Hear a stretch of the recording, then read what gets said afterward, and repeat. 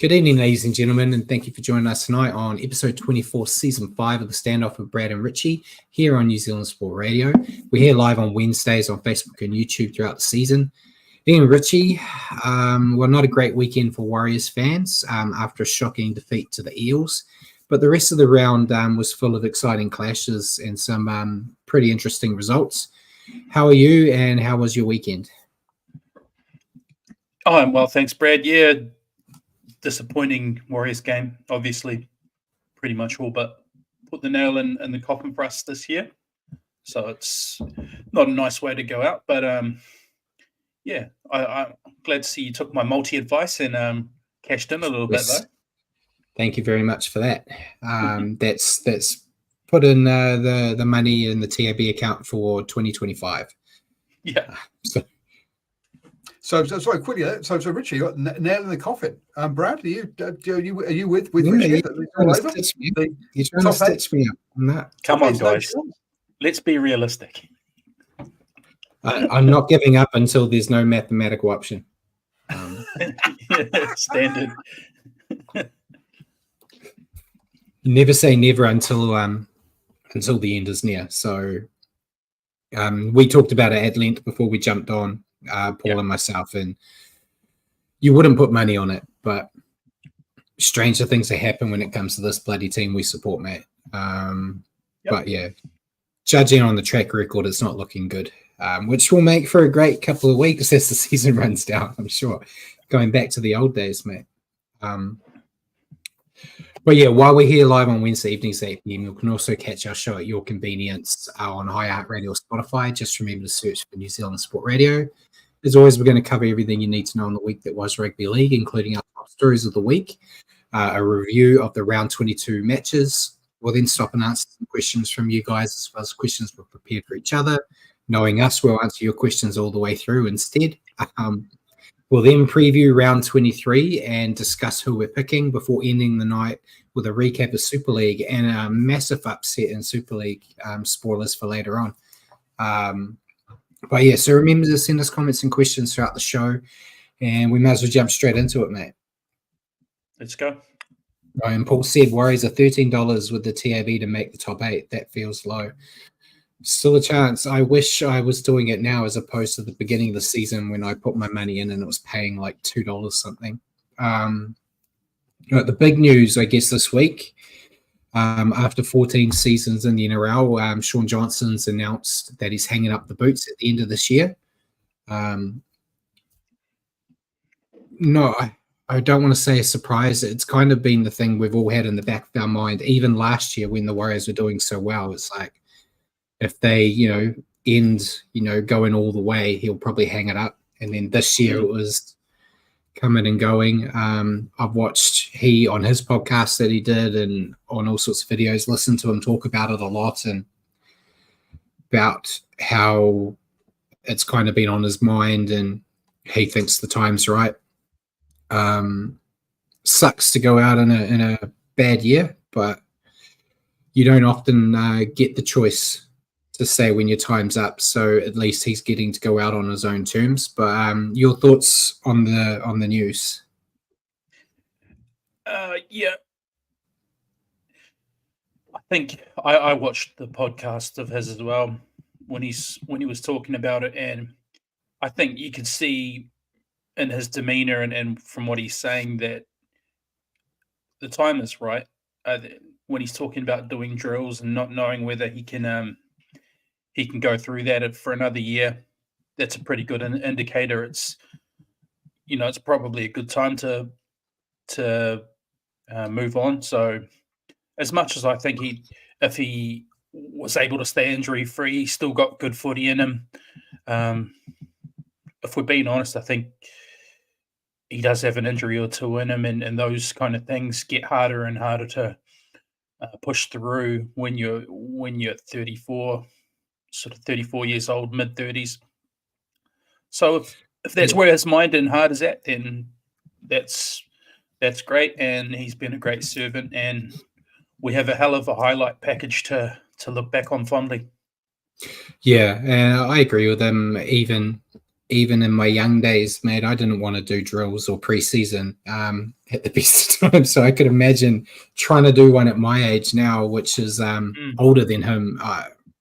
But yeah, it's disappointing. I saw Jacko said he just wants a win over the Bulldogs to send Sean Johnson out a winner in his last game.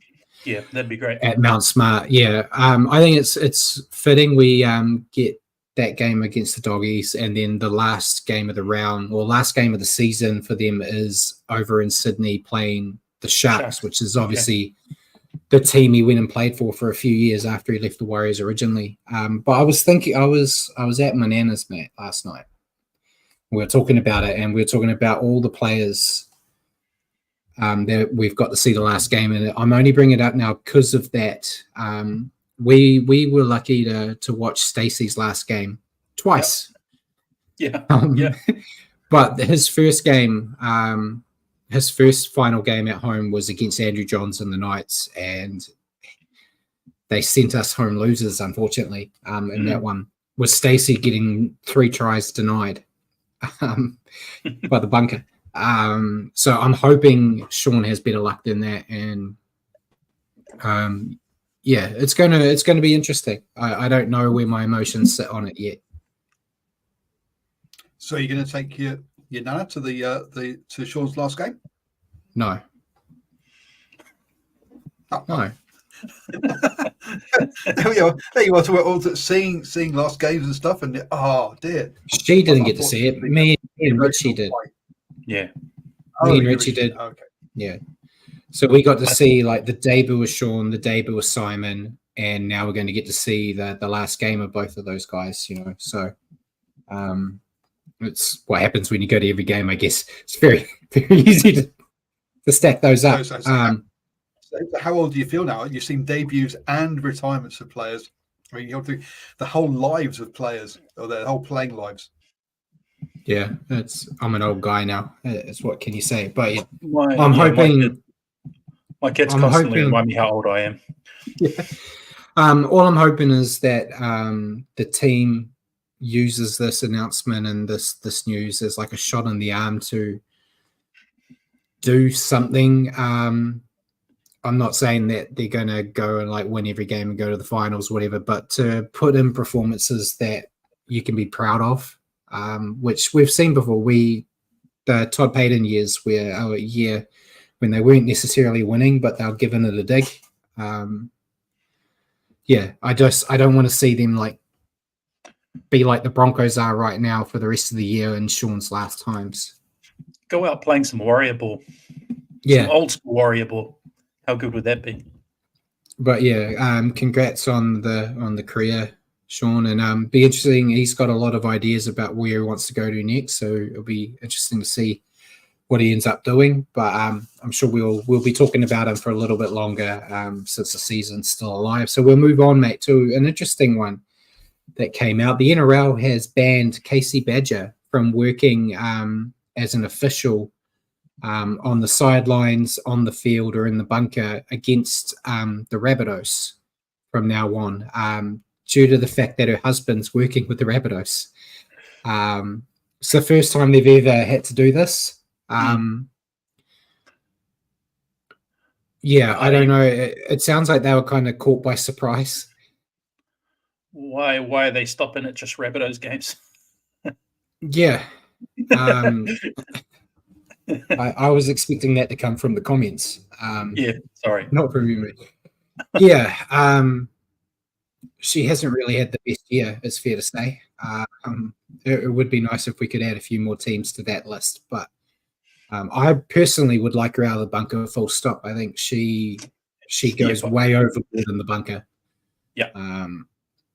But yeah, I just thought it was interesting that the NRL acted as quickly as they did, but not that quick when he's kind of had the gig for a little while. And it was kind of only brought to their attention because he was seen on TV in the box. It's like, it's interesting, hey? But agreed. All officials should have to what's the word before? Tell the NRL of their potential conflicts of interest, and that is one. So if her parents or if her kids, it applies for male or female officials. If your parents or your kids, if your son's suddenly playing for a team, there's no way you can be refereeing that game. So yeah, look, it's a sensible thing to do. The fact that it took several rounds is that's opens question mark to the process, and really, yeah, they should. That's yeah, it's a no-brainer. You have to do it. Bit of an oversight there, eh? Yeah. Yeah. They it would have been interesting if they had this staunch line a few years ago when Cameron Smith was around, because he was kind of a father to all the referees, and Yeah. you kind of saw it in how they treated him and how he got the rub of the green all the time. So that would have been interesting. But anything else you want to add on the Badger news before we move on? No. All right. Corey Horsburgh, Big Red from the Raiders. He's been rumoured to have requested a release from the Raiders in a bid to reignite his NRL career, which he hasn't really gone that well this year and struggling to get into first grade. There's the usual news that the Dragons and Tigers are interested. At the moment, it sounds like the Dragons will be really close to the deal already, but we'll talk about it in the signing soon. There was almost 80% confidence that Stefano was going to be a doggy, and that hasn't happened. So you can never know how confident people are. The Raiders have apparently given him permission to speak to these other clubs, and they've also apparently given Danny Levi permission to speak with rival clubs too. So what's your thoughts on Corey and Danny potentially leaving the Raiders? I think there's definitely been some kind of breakdown in relationship with Corey and either Ricky Stewart or some people at the Raiders. But he's had a tough year, either through injury or not making the first grade team, and then headbutting and punching people and getting suspended. So it's not been the greatest year for Corey. He's a good player. You go back a year or two, and he's been in one of the top forwards there at the Raiders. So I'm sure he'll find a gig somewhere and get another nudge at reigniting his NRL career. But yeah, Danny Levy, yeah, it's probably just that time. What do you think for him, Super League? Potentially. He kind of got the job at the Raiders as like a last-ditch effort because no one wanted him, and they picked him up for next to nothing. So yeah, like Jacko said, Horsburgh was an Origin player, so yeah, but so was Stefano. And then Stefano hasn't looked like Origin worthy for a while either. He was a victim of one and done. Get picked and then dumped from Freddie.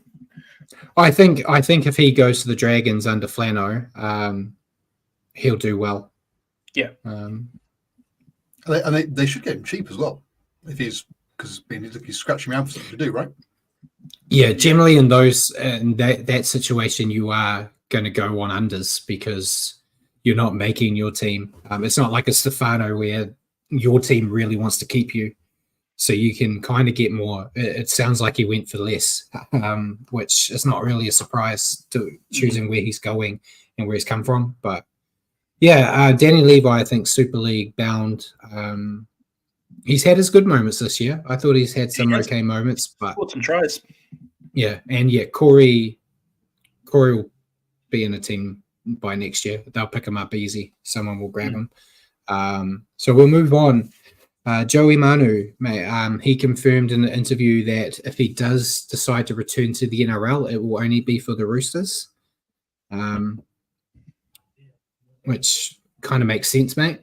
And Jacko said, I'm setting Flanagan can coach. Yeah, there's going to be a lot of positives thrown the Dragons' way, unfortunately, due to me being threatened by Paul to use the Dragons in our title. But it's part of my obligation. One episode a year. And he's moved. This guy's moving to a top 8 team with the Dragons. But yeah, is that much of a surprise to you, mate? Joey Manu saying he wants to stay with the Roosters if he comes back? Oh no surprise at all. Yeah, you can tell the love he has for that club, and I don't see him playing in any other colours in the NRL either. The question is, whether he does return. It'll just be all a matter of if he goes to Japan, picks the game up quite well and enjoys it, and then tries to pursue other endeavours in Union rather than coming back. Yeah. A lot of money he's going to be making over there too, which is always hard to turn down, especially when you've already won titles as well. Yeah. You don't have that cherry like dangling over you to make you want to go around again. Next one, mate. Joe Ofahangawi. He was accused of a squirrel grip on Dallin Watene-Zelezniak, but the NRL have decided not to pursue it any further, as they didn't have any clear footage, and Dallin himself elected to not take matters any further either. You were watching at home. You probably had a better view than I did at the stadium. I saw there was, who was it? It was a player from Manly. Was on social media with a picture saying 100% he did it. Josh Aloiai. Josh Aloiai. Yeah, saying it was Joe just doing what Joe does. Yep. I think they have history. But I don't know. It's hard to tell. His hand is in that area, but did he actually do anything there, or is Dallin just having a whinge for a penalty? I've seen Dallin lie down for penalties. I love the guy, but he does do it. I was going to say that's what makes it hard. Because it's Dallin. Dallin is known, rightly so, because he has to get penalties a lot of the time. But it's always hard to say. But I watched the replay and I couldn't see rightly or wrongly what happened there. So I was hoping you'd come in with some CSI info for me, but it isn't to be. Next one, mate. Tavita Pangai Jr., we talked about where he's going next year. There's a new team entered the fray. Apparently, he's going to sign a 1-year deal with the Dragons and Catalans. Yeah, surprised us, eh? That wasn't on my list of options. No. Catalans, they're signing everybody they can right now. But, it's if you get the gig, I think it's hard to say no to going to the south of France for a year. Yeah, 100%. And tell you what, Tavita Pangai Jr. over there, I think he could really do some damage. Yeah. So hopefully in the next week or two, we'll actually have some confirmation on some of the rumours on comings and goings. But anything else you want to add about TPJ before we go? No. All right. So the Eels have reportedly reached out and are close to signing Nathan Brown as an assistant coach for Jason Riles next season. What's your take? Our old mate. Yeah. I think he's another one. He may, maybe he's another Barrett. Yeah, another Barrett, another Stephen Kearney. These kind of guys, they, go better at assistant coach roles. Yeah, it's just it'll be interesting to see how he goes being the assistant with a rookie. Yeah, and what have you. I'm assuming that the Eels and Riles are in the process together in organising these assistants. So I don't know if they've had a previous relationship. I don't know. But it will be interesting to see. I know Jacko said he thought it was a joke, but is it true? It's only a reported rumor at the moment. Again, throwing it back to the Stefano stuff, everyone was putting their first child on the fact that he was going to the Bulldogs, and that hasn't happened. So it might be completely different. And he said, he thinks they play together. Yeah, potentially. Yeah, they did. So we'll see what happens there. Riles has got a lot of work he's going to have to do at that club. So I guess any help's good help, right? And Rob said, he said, they've played along, because they're both ex-Dragons. Yeah, he would have coached him at the Dragons in the good old days when he slapped Barrett. That was the last time Barrett, he's just got trauma from that slap, and whenever he has to be head coach, mate, that's what happened. So we'll move on to probably something a lot of people would like to have heard. There's a lot of talk at the moment that referee boss Jared Maxwell and other officials involved are under pressure to keep their jobs next year. It's fair to say, I think we get a bit more of a defense here because we talk about all games, not just the Warriors games, so we don't sound much like whingers as much as we are when it comes to Warriors decisions. But it's clear to say the officials haven't been great across the board. Yeah, and they haven't covered themselves in glory this year, have they? No. And you know, how many times has Graham come out on a Monday and said, we stuffed up, guys. So yeah, I think heads do have to roll, but it'll be interesting to see if they do it and who would take that referee boss job. Yeah, this is it's when is AI developing referees? Look, this is the problem, right? Where do you get your next level of referees? Where are they coming from? Is there arguably these are supposed to be the best referees in the world, right? And so if you get rid of them, who are you replacing them with? What are you replacing them with? Are they going to be any good? I guess that's my kind of thing in rugby union is quite often, look, these are the best they've got. Sure, they make mistakes, but imagine what it's like with the next lot. So I guess that's actually your problem is where are you going to get replacements from for this? I mean, you guys watched some New South Wales Cup stuff? Are there any emerging referees there that you think are coming through, or are they getting away with it because there isn't a bunker, there isn't the same scrutiny down there? I think it's a bit of both. It is when they don't have all that technology to lean on, they have to make calls, and you give them a bit more leeway due to the fact that they don't have a catch net like the bunker to save their ass if they get a mistake wrong. It's just it was live, you know, shit happens. So I think they do get a bit more leeway down, but you know, there's other countries around. Maybe there's a couple of New Zealand refs or UK refs that they could bring in. It's the Aussies don't want that, but they have to do something. There should be some Kiwi refs in there. Interesting ones there from the chat. I mean, Jacko, the refs have been no worse than they have been for years, so he doesn't think it's going to be any worse this year. Bjorn says actually it's not the refs that the problem, it's the rules. The fact that the rules keep changing. If you keep changing your interpretations, how are the refs supposed to have consistency if you keep changing interpretations mid-season? That is a fair point, actually, and they do have meetings. That's why I think Jared Maxwell and that are under thing, because he's the boss, and it's well known that they'll come and have a meeting every week, and then he might say, okay, we need you guys to focus on this thing this week.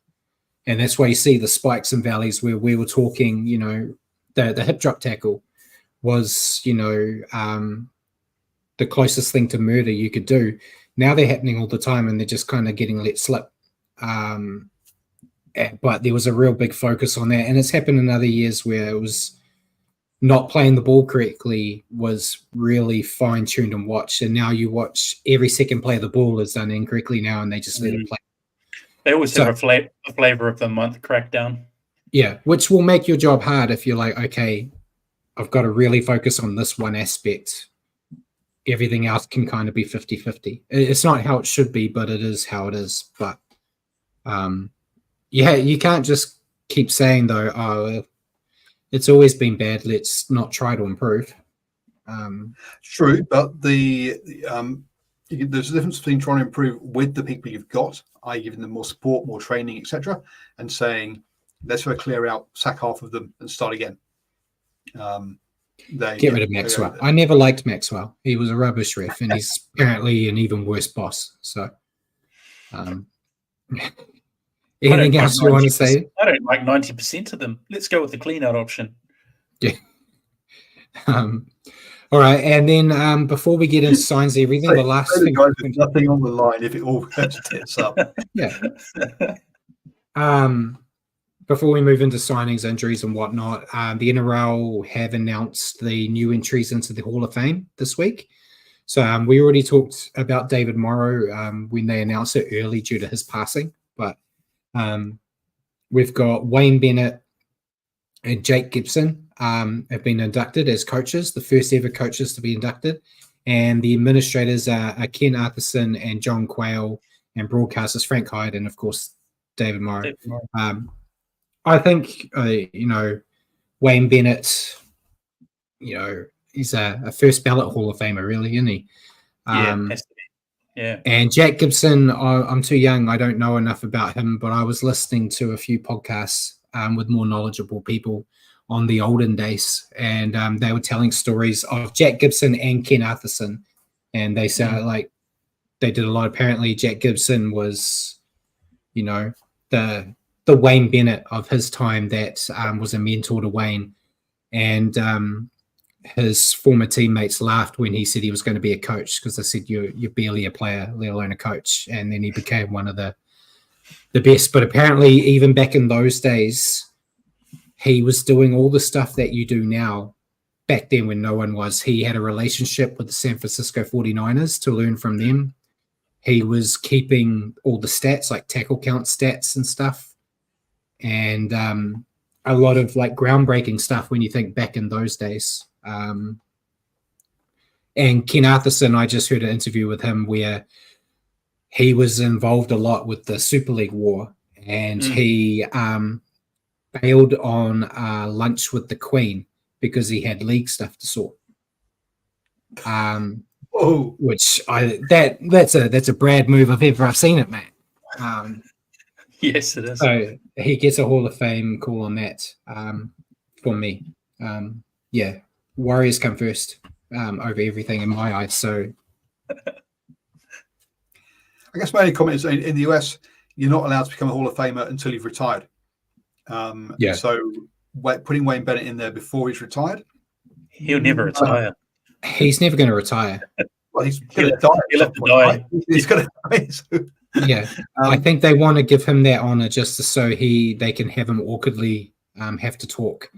They don't want to let him get off by getting it after he's passed. But yeah, that'd be my only comment. I'm not sure about putting the Hall of Fame is for like once you've had your career. What was your career? Rather than you're already great, but you might do some more great things. Sorry, no, it should be after you've retired, in my opinion.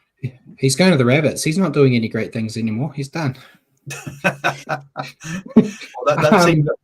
team until the last 2 weeks you've had was being all Smokies. They're going to come suddenly. They're going to do a runner. Yeah, but that's before he gets his hands on them. We'll see. The NRL, the Americans take their Hall of Fame a lot more seriously than they do at the with Australia. So yeah, it is what it is. But he was going to get it one way or the other, so I'm happy with them to have it now. And Bjorn said, yeah, Ken was too Manly focused during the ARL and helped kill off the Mighty Bears during Northern Eagles time. Yeah, he was a Brad. There was a Brad there too. Everything at the detriment of the team you support. Everyone has their weaknesses, Bjorn. But yeah, anything else you want to add on that stuff, mate? I think we're still a couple of weeks away before they announce the next Immortal. But yeah, I don't even want to try to guess who that's going to be yet. Simon Mannering.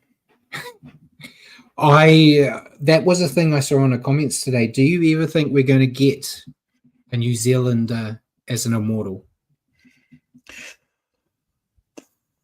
I personally don't. Probably not. No, probably not. Not unless somebody comes along and makes it undeniable. Yeah. Jesse Royal, Rob says. No. Jesse Royal the best he could do was getting into the Hall of Fame by cleaning it. But yeah, I think that's what the Hall of Fame is going to be used as to give you those Kiwis, so they can say we're including Kiwis. And early Q&A. That's what it is. So we're going to signings, mate. We only really had 3. So Stefano, we talked about him last week about how everybody on all the media was saying he's definitely going to the Bulldogs. Yep. And he signed a 3-year deal to join the Melbourne Storm. So he'll go good under Bellamy too. You watch. He will.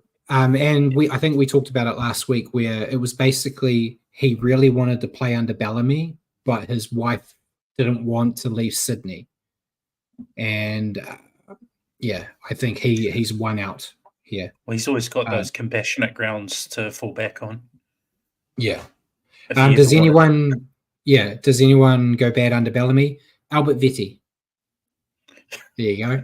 He left the Warriors to go to the Storm and was there for a hiccup, and then he went to Super League. So he didn't really find his ground. So there's one. I'm sure there's more. There'll be more. Yeah, and Jackson has a few. But yeah, you be a good signing for the Storm. It's the right way to really prove if you are going to be a top tier guy that's meant to play Origin. You have all the tools at your disposal at Melbourne, so it's really up to him now. He's got enough talent that got him to one Origin game. Yeah. He's just never had the system or a decent coach to operate under. So now we'll truly see.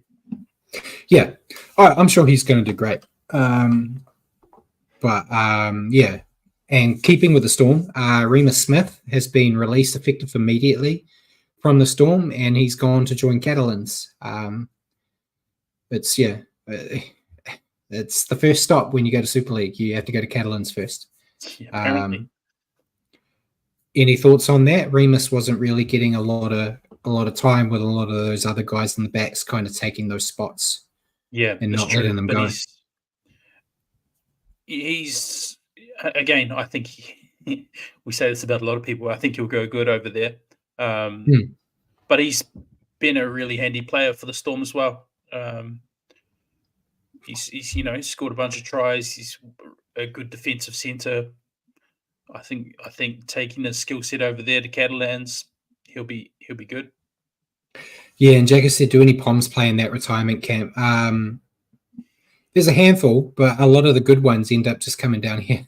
So there's still a few handy ones, but yeah, it is. If you go onto the Super League, I occasionally, for my own sick interest, I guess, I will jump onto the website and go onto every Super League team's roster page just to see how many Warriors are playing in clubs over there now, because there's a lots of them. But yeah, it's a nice. It's weird because we used to always talk about that was a place you could get good money after you've kind of retired, like a retirement fund, but they don't get paid that well anymore because of all the financial troubles the Super League's in.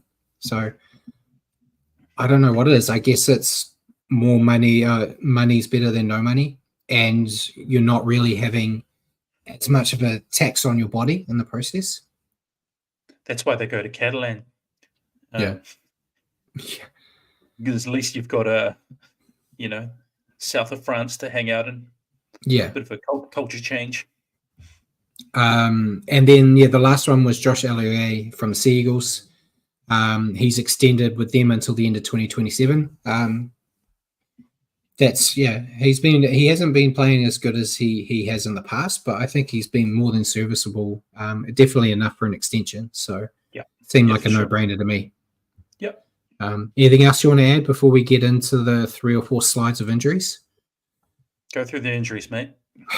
I got to change a few of them because some of the guys that they said were out this week are playing this week. So I chopped and changed, but I'll go through. The big one was Payne Haas. He's got a Liz Frank injury. They haven't given us an ETA on when he'll be back, but Kalen Ponga had the same injury and was gone for 11 weeks. So you would think it would be roughly around that same time.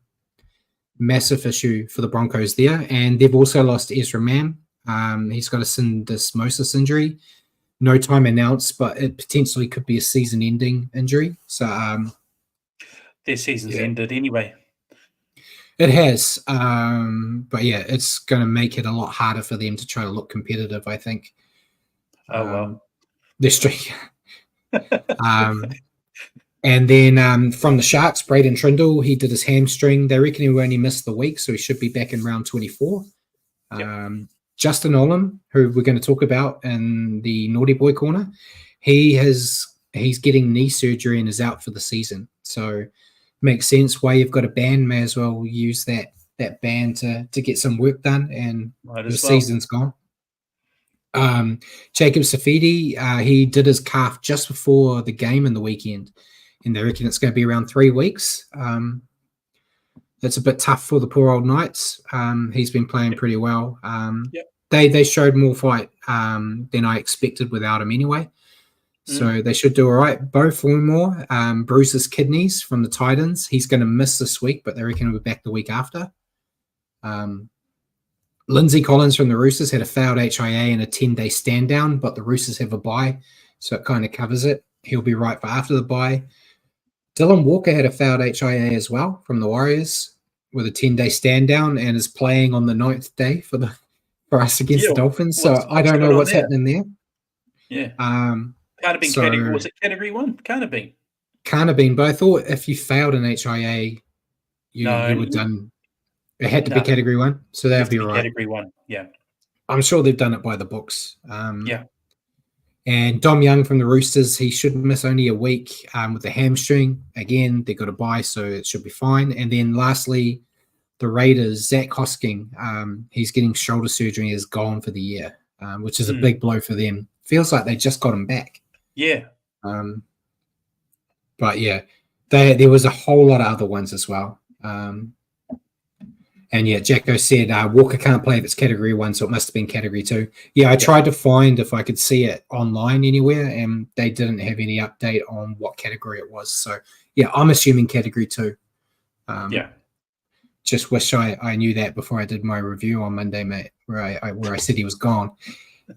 Honestly, but yeah, anything else you want to add to the injuries before we move on? No. Go to Naughty Boy Corner. Naughty Boy and Girl Corner. We only got 2, mate. Justin Olam, who we just talked about from the Tigers, he had a grade 3 careless high tackle. He went to battle and tried to get it downgraded. He got told no, and he got a 4-game ban for something that wasn't even a sin bin, mate. Well, yeah, I was just going to ask you, what did you think about that? Because I could swallow a 10-minute there. If I'm being honest, I don't know if 4 weeks and a send off seems hard. I don't. They showed. I can't remember which place it was, but they had like a side by side of his tackle and a Panthers tackle. Yeah, and the Panthers one was worse and didn't even get a penalty. It was heavy contact. It was heavy contact, but I think it wasn't sin bin worthy. And Bjorn's disagreeing with me, saying he thought it was 10 in the bin, not a send-off. Yeah, I'm the same, Bjorn. I thought 10 would have been sufficient, bit over the top for a send-off. You guys are just getting soft in your old age. But yeah, and Jacko said, 4-game ban for what was at most a sin bin is ridiculous. But he plays for Tigers, so he gets Warriors treatment at judiciary. Yeah, I think the positive on it is that he has elected to have surgery and was out for the season anyway. But I thought it was a bit harsh. But in the NRLW, mate, in the Broncos team, Brianna Clark had a grade 1 shoulder charge. And I thought that one was fair. It was a shoulder charge. And she's got a 2-match ban for it. I thought that was a bit steep. I thought maybe a 1 week, but I know that they're graded differently because it's a shorter season. So like what a 2 or 3 week ban is there, it's like a 1 week in the NRL. But yeah, did you happen to see it or? Yeah, again, shoulder charge. I can probably agree with that, but yeah, it was interesting to see what treatment she gets at the judiciary. Yeah, well, she did. She got 2 weeks, man. 2 weeks is it? Yeah, I don't know about that. Yeah. But yeah, that was it for Naughty Boys. So before we get into the games, we'll run down the NRLW results. That was the only game I watched because Millie was playing, so that was the game I watched. But the Knights defeated the Raiders 26-20. The Titans defeated the Tigers 28-12. The Sharks defeated the Eels 18-16. The Roosters, my team for this year, they beat the Broncos 28-12. And then the Cowboys defeated the Dragons 38-34. And yeah, Jack said there's a few mongrels in the NRLW. Yeah, there are. It's good stuff. And I forgot to mention it, but Stacey Walker has had her first sessions with the Broncos this week. Disgusting. Yeah. Do you think, we're question timing again, we're going wild here. Do you think Stacey is going to be a Warrior next year? I would love that. I think she's a fantastic talent. I've always rated her over in the Union Code, but it just pains me to see her walking around their facilities wearing their colours. Well, there's no one else at the moment, so yeah, but there is. There's plenty of other teams she could have gone to, not them. Mate, they're all. Have you seen those teams? Bar the Roosters, they're all horrible teams. Yeah, true. But that's coming from a guy who's had like 4 or 5 teams I've supported when the Warriors were there, and then whatever team Millie was playing for. So I too was a Broncos fan at one point. And Bjorn said my influence is running through the NRLW from what he's seen playing in the 80s. Yeah, geez, I wasn't playing in the 80s. I'm not that old, mate. So we'll move into the round, starting with quite an exciting game. The Cowboys defeating the Tigers 48-30. Yep. This one was 8 tries to 6, high scoring one. For the Cowboys, we had Tom Dead and Murray Taulagi with a hat trick. Scotty Drinkwater, Valentine Holmes. Scotty Drinkwater had a second, and Kyle Felt. For the Tigers, Samuela Fainu, Jareen Buller had 2. Solomon Alamalo had 1. Solomona Fatape and Samuela Fainu had a second. Yep. A lot of Samuelas and Solomonas. Yeah. Cowboys showed how dangerous they can be with the ball in hand, almost attacking at will. If they can keep the strike power for the rest of the season, they could scare a few sides. They do need to tighten up that defense, though, as allowing the Tigers to score 30 is a bit of a concern. But I thought it was a pretty exciting game to watch from them. But your thoughts on the Cowboys? The Cowboys had only won one of their last 10 games at Leichhardt, so they'll be happy to buck that trend. It wasn't without a fight from the Tigers. 8 tries for the Cowboys in attack isn't an issue, but defense a bit suspect here. Even conceding 3 tries with the Tigers down to 12 players. Yeah, and your thoughts on the Tigers? Yeah, as I said, brave fight from the Tigers. Their attack looked decent. And as I said before, they even managed 3 tries after Olam was sent off for a high tackle. But yeah, it's season already done for them. Another game, another big score conceded. So, what can you say? The season was done for them months ago. But yeah, exactly. I mean, Jacko said Cowboys still have poor D. I don't know how they'll go in finals. Yeah, they're one of the teams that I see making the 8 and then being eliminated in the first week. Yeah, if you get my drift, that type of level in the finals, because that D is a concern. But the Tigers, they won't be accused of not having a dig. They threw everything they had at the Cowboys, but just lack a bit of execution and discipline, a trend that has followed them throughout the season. As I said, basically a send-off or a sin bin every game bar the game against the Warriors.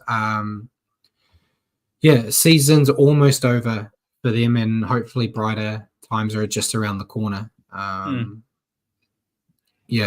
Paul said Jerome Buller led fantasy with 83, and Scott Drinkwater top for the Cowboys was 69. We went with the same guy though, didn't we? Yeah, Murray Taulagi got a hat trick. Yeah, it's like an unwritten rule, Someone gets a hat trick. Yeah. Get a hat trick, you got to go with them. I think he led their running meters and line breaks as well. I did have the stats, but I've lost them.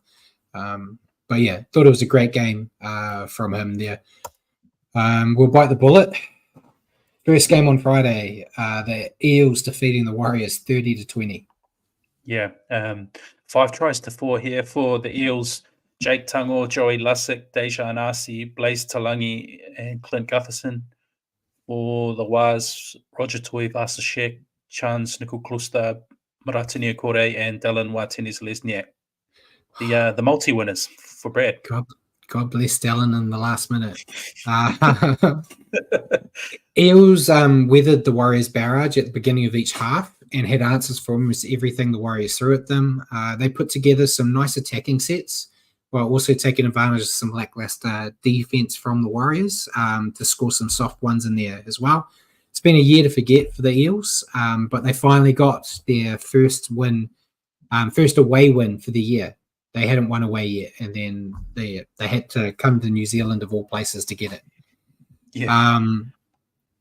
So yeah, shocking year for them, but this win should keep them away from that wooden spoon. You'd have to imagine now. There's no way the Tigers are going to magically find some wins and get above them. You'd have to say it's definitely the Tigers now. Yeah. So the Eels' first away win of the season against the Warriors. The Titans' first win of the season against the Warriors. Geez, boys, not some good stats there. Yeah, I'm going to touch on that. We get good money from the NRL to play these teams into form. So money well spent. But yeah, your thoughts on the Eels? It was a great result for the Eels, who've been really battling this year, to come here to NZ, defend well, and then start piling on the points, which broke our spirit.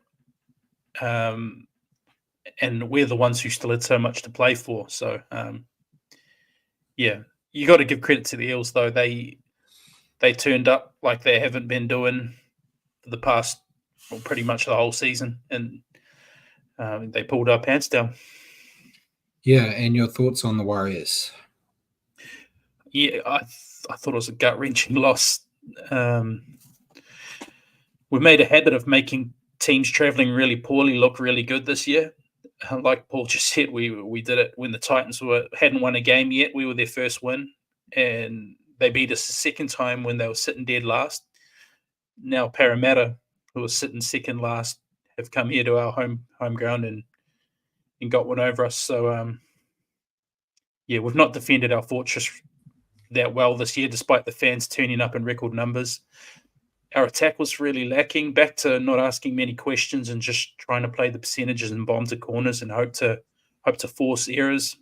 It just wasn't working. It wasn't until the game was completely out of reach in the last 10 where we came to life a little bit. So from that point of view, I think we're fully deserving of where we sit on the ladder, unfortunately. Yeah, and Paul's going to try to twist the knife. So have your say, Paul. No, I was going to say it's really disappointing that actually at 2030, that scoreline makes it look a lot closer than it really was. Right? It was 30-4 with it was 30-4, and you add on to that the Titans was somewhere near the record kind of loss as well. What's the opposite of a flat track bully? Because they seem to lower themselves to a certain degree to the team they're playing against, unfortunately. The flat track bully wasn't playing in this game. Mitchell Moses is injured, mate. No, it's the opposite. It's kind of the reverse. Yeah, but yeah, man, what a soul-crushing performance from the Warriors. Season on the line, packed out crowd, and they just didn't deliver. I think Bjorn said earlier that it looked like they didn't seem interested. They started both halves, I thought, well, but they just didn't deliver. They had no respect for the ball. There was a few times where it looked like in both halves they were going to like crack the Eels open, and then they just dropped it. Defense was full of holes. And while there's still a mathematical chance of finals, as we've been joking about all night, if they're going to play like this the remainder of the season, they have no hope in making the 8. So there you go. In my notes, I actually did say I don't think they have a chance. But yeah, there's still a little bit of me. There's still a little bit of me. There's a very big if there. If was doing a lot of work for you there in that one. Yeah, I think my if's even in bold. Yeah. And I've got before we say who our player is, I've got a conspiracy, mate, for you. I haven't done one in a while. Go on. The forwards were somewhat lacking in this game. And I've been talking about it in my weekly reviews that the last few weeks, the Warriors forwards have been like dominating their opposition and then watching the back stuff it up. And I think the forwards got together as a collective and said, we've done all the hard work the last couple of weeks. It's the back's turn to do something. And look what happened. This is why we need to get rid of backs. Mate, just get forwards everywhere. It's quite a conspiracy. Quite the conspiracy. But yeah, it was the worst game from the forwards I've seen for a while, bar, Mr. Barnett, really. Yeah. And Jazz. I thought Jazz, a week out from being told that the Warriors don't want him, I think he was the only one on the bench that actually gave it a solid crack. He's admittedly playing for a contract somewhere, but it's kind of disheartening to see that the guy that has been told he's not wanted is the one that's really trying hard. Well, I was going to say the guy who led the fantasy points for the Warriors was Murata. So a forward with led the fantasy points. He was actually decent. But some of the other guys, Capewell, just dropping softballs cold. You don't expect that from someone like him. Yeah, and Bjorn's saying, Brad sledging on the backfield, I guess. You don't need them, honestly. We got how many times have we watched games this year where poor forwards have been stuck in the back line and the teams don't look that bad? Kicking might be a bit of an issue, but I'm sure there's a few forwards out there that can kick. But yeah, you'll play her to stand out, mate. I think we picked the same guy second game in a row. Had to go Gutherson. He was at his annoying best. Yeah, and he almost stopped that multi of mine when he stripped Dallin with like 3 to go, going over the try line. Yeah. Almost broke my heart, but I thought he played well. And Jacko said he saw Barnett giving the side a stiff talking to in the huddle after the game. Hopefully they listen. Yeah, he has got. I don't want to throw shade at Tohu, but Barnett's got that talking to the boys thing down already with Tohu. It's a bit like the Mannering mold, where it's a follow me leader instead of a let's talk. I'd be happy enough for Barnett to stay captain next year. I think eventually he will take over the captaincy. I don't know if they're going to take it off Tohu. But you got to Tohu, seriously, he's got like a year left, surely. I'm pretty sure we're going to have the retirement news next year from Tohu with how banged up he is and his age. I was surprised it wasn't announced this year. That's no disrespect to him, of course, but it's kind of been the thing every year for the last few. We're like, is this going to be Tohu's last? He's held together like a mummy from Egypt. And he still gives it 100%.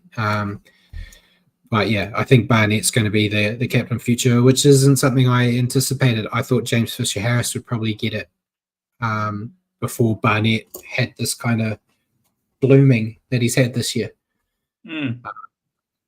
So hopefully we see some better performances for the remainder of the season. I don't want to be depressed like I was last weekend. It ruins your weekend when it's a Friday night game like that, mate. I tell you. You were unusually quiet on the chat, so I thought you were feeling it.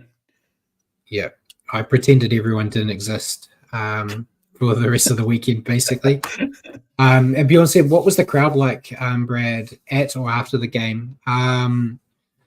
It was one of the quieter crowds we've had this year because I think there was a lot of shell shock in there of what the Eels were doing, but it's always great to be in a packed crowd. Admittedly, to my left, my partner, she sits right next to me, but then there's like a group of 4 that have season tickets together. All 4 of them didn't come. So we had like almost a bit more room to spread out. So there was a few like season members that didn't go. Not sure of the reason. Don't know if they've given up or if it was too cold. And then after the game, usually everyone was just trying to get the hell out of there as quickly as possible. Not really looking at anyone, not like the poor old Raiders fan at the Bulldogs game on the weekend. Poor guy. But the crowds are generally pretty good. I know I did see some people complain about the Warriors shuffle that happened, and it's the first time my girl was ever seen one, mate. because Oh yeah, she's kind of jumped in when the Warriors have been, competitive. So she was wondering why everyone was leaving. It's like that used to be the go-to every game. yeah. We've seen Um, more than our fair share of shuffles. Yeah, and I saw some people complain saying it's disrespectful to the team, but you pay your money, and if they're disrespecting you by playing shithouse, you are more than welcome to leave early. I don't, as you know me. I'm stubborn. I'll stay there till the final Oh whistle. yeah, 100%. We But, always do. Each to their own. But yeah, that's it. Anything else you want to say about it before we move on? No, move the heck on from that game. Yeah. I'll look forward to reviewing it in my end of year review. But we'll go on to the final game on Friday. The Roosters holding on and defeating the Dolphins 40-34. Yeah, 6 tries to 5 in favour of the Roosters here. Joseph Suali'i, Sam Walker with 2 brilliant tries, Daniel Tupou and 2 to Sitili Tupunua for the Dolphins, Max Plath, Felice Kafusi, Jermaine Isako, Hamiso Tabuai Fido, and Jack Bostock. Yeah, and before I go into this, Jacko's just made a point about the Warriors shuffle. So I'm going back and saying it's just part of our DNA that we can't get rid of. A lot of it's the traffic. Like, we stayed to the final whistle, left as soon as the final whistle blew. And I was sitting, I live good weather, good traffic-wise, 10-minute drive from the stadium. It was about an hour and a half before I got home. After a bad loss too, that sucks. Yeah. I sat in the car park for a bit and watched this game on my phone, to be fair, just waiting for the traffic to die down a bit to make it a bit easier. But yeah, it's bumper to bumper around there because they block a lot of the roads. So it makes it hard to get out. Not like the old days when you were up here and we used to be able to just almost get in and get out. Yeah. But yeah, you wanted to add something, Paul? I was saying in the States, I remember going to a basketball game and the team was winning and there was still a shuffle because people wanted to beat the traffic. You're winning. I get it when you're losing and you're pissed off and you've had enough, but when you're winning, geez, that was so it's something that happens in the States. We've had a few of those too, where the Warriors have put like a cricket score on and people have left with like 15-10 to go. And Bjorn said, ride your bike. I don't have a bike, and if I had one, I wouldn't be riding it. There's a reason why the camera starts at that level and goes up, okay, boys? Yeah. I try to keep up here. If I stood up, I'd block the camera. You wouldn't know. So we'll go back onto this game. You've given us the scores. It was a good display from the Roosters here. The attack was on fire, and despite losing some of their backline early, they just built pressure. And when the points started to dry up, they switched their focus to defending their lead and did well, I thought, at that point. But the Dolphins did give them a bit of a scare with 10 to go. Heading into finals, the Roosters will have to find that killer streak. It was a bit like this last week where they kind of took the foot off the gas as well. They just can't hold back if they want to go deep in the finals. And a bit like what we mentioned about the Cowboys, you got to defend better. You can't concede 34 points and want to go all the way in this competition. Yeah. But your thoughts on the Roosters, Matt?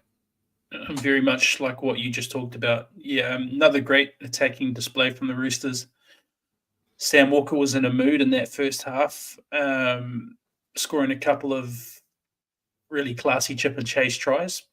But conceding 34 will not get them deep into finals, though. That has to be an area of concern that they got to look to fix up before finals time. Yeah, and your thoughts on the Dolphins? I thought they gave the Roosters a real good run for their money here. Both teams turned up to play and attack beautifully, but like the Roosters and like what we're talking about with the Cowboys as well, their defense was really found wanting on more than one occasion. Probably 2 or 3 really weak efforts for a couple of those Roosters tries. Yeah, poor Dolphins. The wheels started wobbling on their playoff dreams a few weeks ago, and in their defense, this performance they had would have beaten many teams this week. It's just not the one they were facing. Still making too many errors, which kind of sucks the momentum away. Now outside of the 8, we'll talk about the ladder in a couple of games, but they're outside the 8 and they need to turn things around to get back in, which makes me very worried this round. Yep.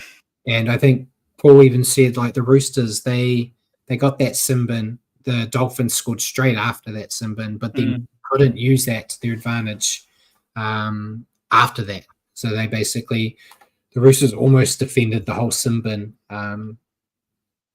But yeah, disappointing for the Dolphins, and yeah, they're going to be looking for a big bounce back against us. Player to stand out. I think we've kind of been talking the same one every game. And Paul said Sam Walker top fantasy points, which is probably why we picked him, right? Yeah, it was very hard to deny that performance from him. He's been playing really well this year, but yeah, he's very classy in this one. Like I say, is the couple of tries he scored were top shelf, but then 6 from 6 conversions, 2 from 2 penalties as well. So yeah, 8 from 8. He's in the zone. Yeah. Great to see from him. I can't really add much more to that. He's really found his groove after having those wobbles last year. Great performance from him. So move on to a game you've been looking forward to talking about all night, mate. The Titans defeating the Broncos 46-18. That was a game of the round for me. 9 tries to 3 for the Titans. Keanu Keeney had 2. He had a great game. Jojo Fafita had 3. Brian Kelly, Lofi Khan Pereira, Philip Sami, and Bo Fermor. And for the Broncos, 2 lovely tries for Reece Walsh and 1 for Kobe Hetherington.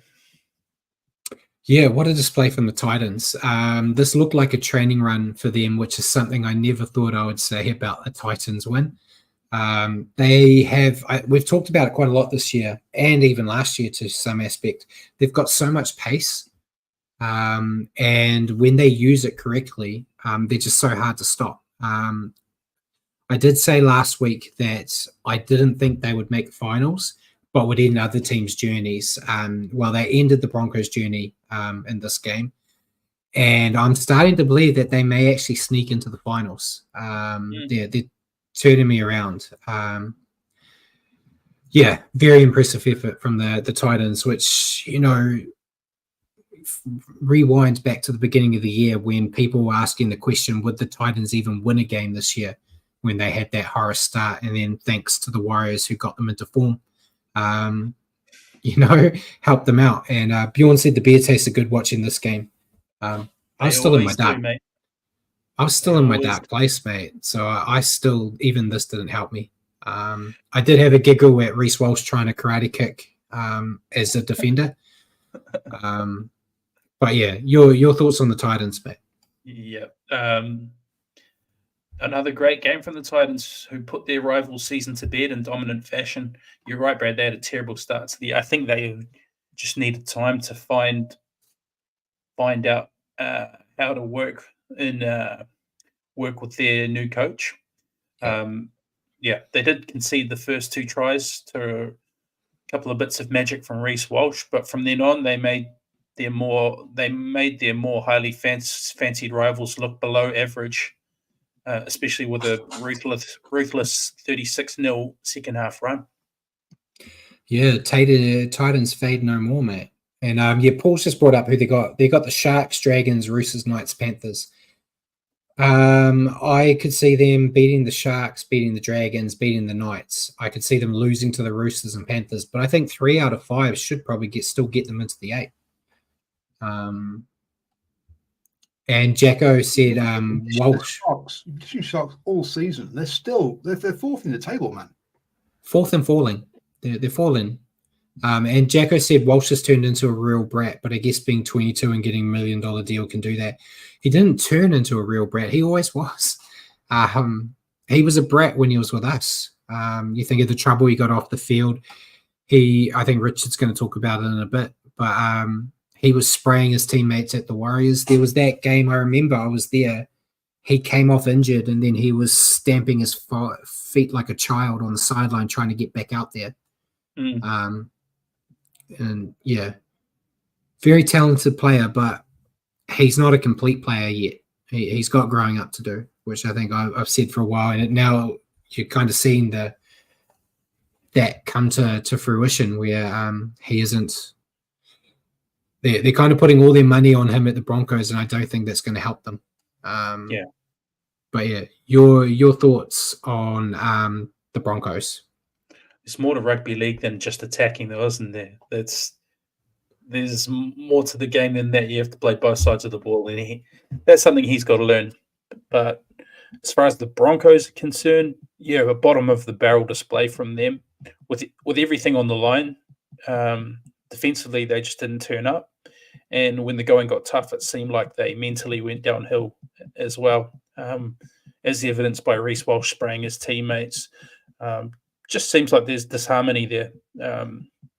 There's something wrong there, whether or not there's a toxic environment with some egos. I'm not sure, but they're definitely not playing to the potential of their roster. Yeah, I think a similar problem with the Warriors. I think maybe they mentally went into the season expecting to be good again. I can't speak. I'm not in either camp, but it feels like that is kind of where things went wrong for both Warriors and Broncos. That's kind of spoiling for a question later for you. But attitude is a big problem there, I think. But what a disaster from Brisbane anyway. Similar to the Warriors, they had everything to play for and didn't bother to show up. Reece Walsh showed his ability with the ball in hand at the beginning of the match, but his poor defence was highlighted throughout the rest of the match.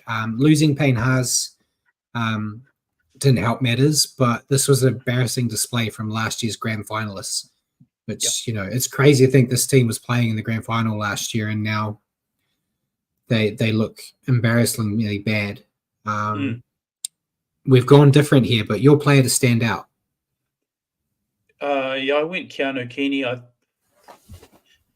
thought he was fantastic throughout the match, and apart from the start to the game, he really outshone Reece Walsh. Yeah, it's a good pick, but you broke the golden rule. I went with Jojo Fafita because he got a hat trick. Yeah, I did. You're right. But Jojo I thought played really well as well. Strong runner of the ball. He led the fantasy with 90 points as well. And Mantis has made a good point as well, saying, I don't like Walsh spraying anyone when his defense sucks. It's insulting for a senior to get drilled by someone who's not doing their part too. Yeah. You got to, if you're doing everything you can, like he did really well with the ball in hand, but he wasn't doing anything else. And you can't throw your senior players under the bus if you know deep down inside that there's more you can be doing as well. Especially when defensively he's just found wanting so often as well. If you're going to spray people, you better make sure your house is in order. And his definitely isn't. Yeah. So now the game we've all been waiting for, Matt. Dragons defeating the Storm 18-16. Yeah. 3 tries apiece here, just goal kicking the difference.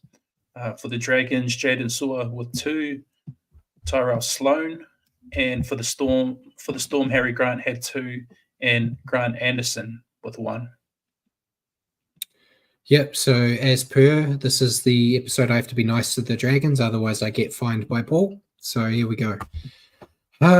Another shocking upset here with the Dragons ambushing the Storm with one of their better performances of the season. They were determined and clinical for large portions of this match. Had a bit of an issue with the errors later on. Lomax was pinpointed at the kicking tee, which ultimately proved the difference here. I would criticize them for allowing the Storm to score 3 tries, but that's actually not a bad effort against the Storm in Melbourne, to be fair. Yeah, that's pretty good. Don't look. I can't give them everything, Paul. I can't give them everything. Very nitpicky, Brad. Very nitpicky. Yeah. I do hate giving them props, but the Dragons showed plenty of heart here and were rewarded. But your thoughts on the Dragons? Yeah, real gutsy effort from the Dragons to break their curse in Melbourne. Something I was hopeful we would do this year, but that's another story.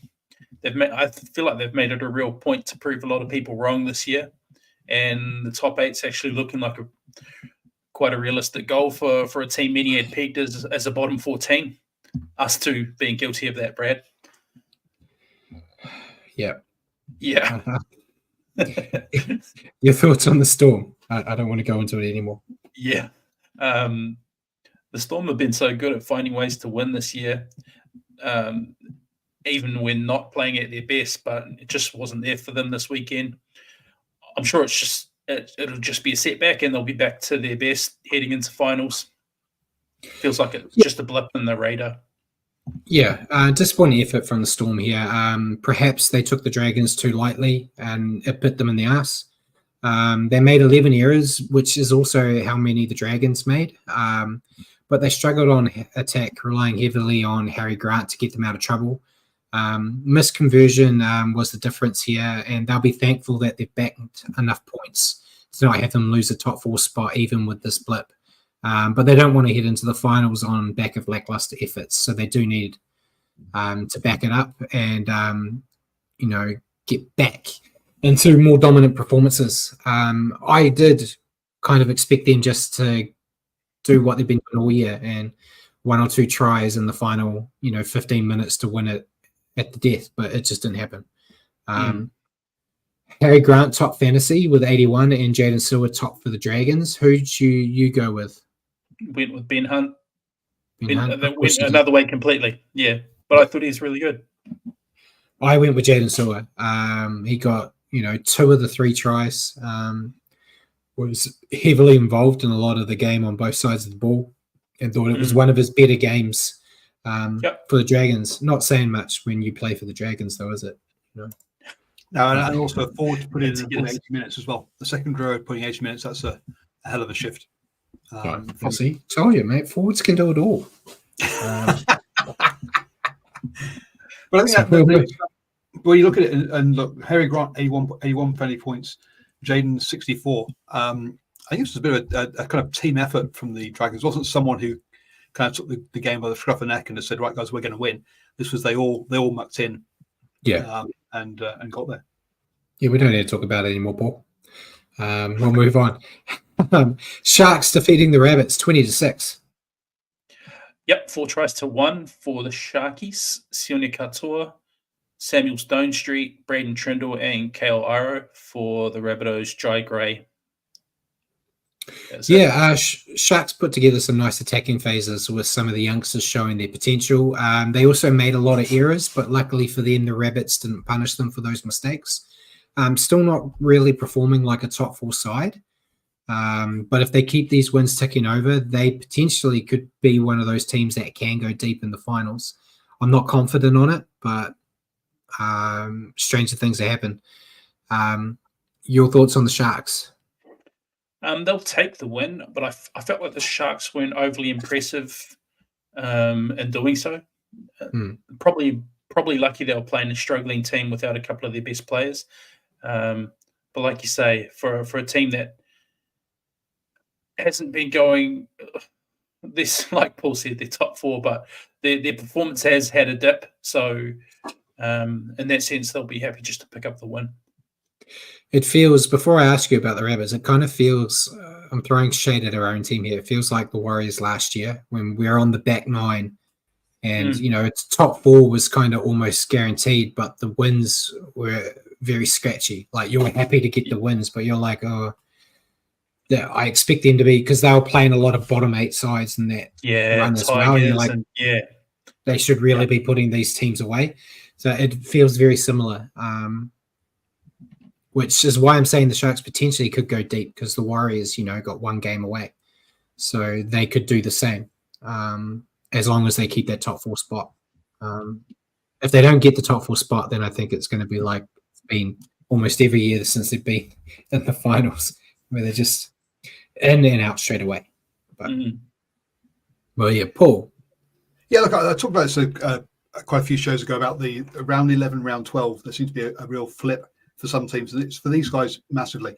They won 9, lost 1 in the first 11 rounds. Since round 12, they've won 3, lost 6. So it's been a real, and obviously and 2 buys in there. They've got the Titans, Knights, Dragons, Warriors, Sea Eagles to come up. So not the hardest run-in, really. I mean, with the Titans, Knights, Dragon. Okay, the Dragons are on the cusp. Warriors. I mean, look, three out of those 5 teams are in the bottom 8. So relatively soft run-in, but yeah, not in great form recently. Yeah. And mate, your thoughts on the Rabbits? I see you've got barely anything here, mate. So it's going to be quick. There's not a lot to say, mate. Yeah, not great from the Bunnies. They managed the first try of the game through Jai Gray in the 6th minute, but from that point on, not a lot to write home about. But yeah, without a couple of their guns, Latrell, Cody, they just look to be completely lacking direction. Yeah, season done. Yeah. So your little quick sentence of in Brad's way elaborated into a massive paragraph. So here we go. The Rabbits scored first, but after that, they could never really get into the driver's seats. Lacked direction on attack without Cody Walker. Did have some attacking moments where they cut through the Sharks and utilised second phase football, but the errors ensured that they just couldn't get on the scoreboard. And they struggled to keep their defensive line intact. Add them to the big list of teams that have had seasons to forget.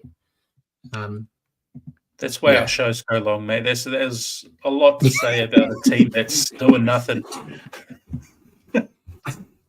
I like to hear the sound of my own voice, mate. Yeah.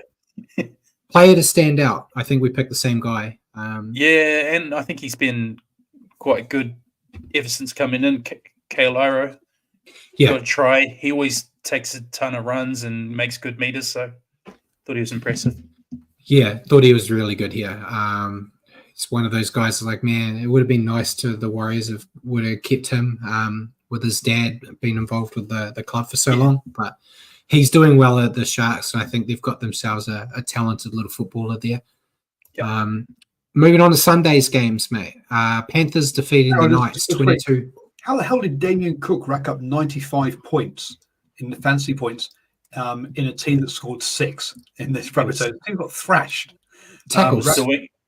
Yeah, and plenty of line breaks. I think he was pretty much just carrying them, even though they were crap.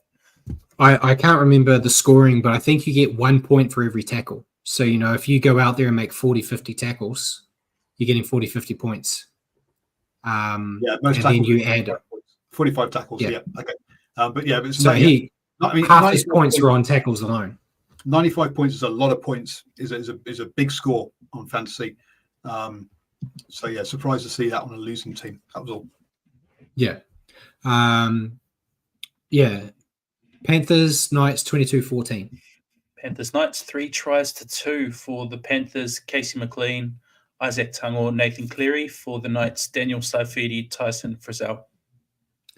Yeah, typical Panthers performance. I feel like rinse repeat what we say every bloody week, mate. Yeah, the Titans. The Knights brought the fight to them, but they're just trained to win regardless of margin. They'll beat you by 100. They'll beat you by 1. Doesn't matter. They made a few more errors than we used to seeing from them, which perhaps stopped them from running up the score. But they never really looked in doubt here. Going to take a great team and a massive effort to stop them going all the way again. Yeah, I thought it was pretty ugly 2 points by the Panthers standards, but even when they're not at their best, they tend to walk away with the 2 points. Yeah, especially this time of year. That's just what they do. Once Dylan Edwards gets back, I think, they'll find their feet, get humming again, and they'll take some real stopping. Yeah, and your thoughts on the Knights? I think it was a brave effort from the Knights, who, unlike the team we support, actually played like their season depended on it. Jeez, mate. It's still hurting. I know. I think the Knights and their fans will be really pleased with the effort they put in, and will be hoping off the back of it they find some late season form like they did last year.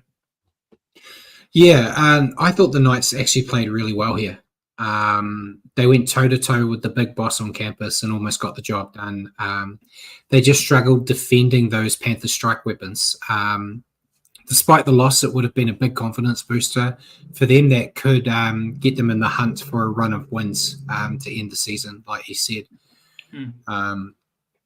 Kind of feels silly to even ask who the player was. Nathan Cleary topped with fantasy points with 79. And who'd you go with, Matt? Yeah, Cleary. I think I've gone with him every game since he's been back. Since he's come back. Yeah. That's just who he is and what he does. Mate, you're a sheik. You don't have any original ideas for yourself, which is why I went with Nathan Cleary, mate. For the same reason. Picked him every time since he's come back. He's the captain of my fantasy team, and he's got me into the top 4. We're hitting finals in fantasy this week, and I'm playing first. I'm 4th.